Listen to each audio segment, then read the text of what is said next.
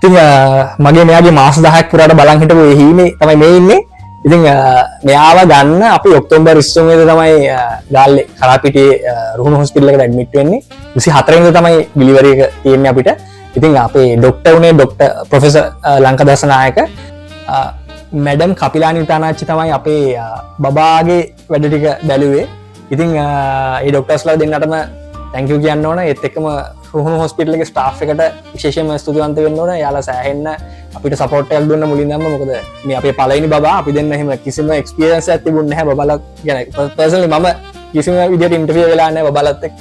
ඉතින් අර රෙදි අන්දන්නේ කොහොමද කතන්දරට ඔක්කොම ටික මම දැනගත්තේ මේ වැඩෙත් එක්ක තමයි. ඉතින් ඒ අපිත් එක්ක ඒ දීපු සපෝට් එකට ස්ටාෆ් එකට සහ අපේ ප්‍රොෆෙසර් ලංකදාස නායකට සහ අපේ අපිලානි මැඩම්ට දෙන්නටම thank you කියන්න ඕනේ. ඒ ඩොක්ටර්ස්ලා දෙන්නටම සහ ස්ටාෆ් එකට ඉතින් එහෙම තමයි ඒක උනේ.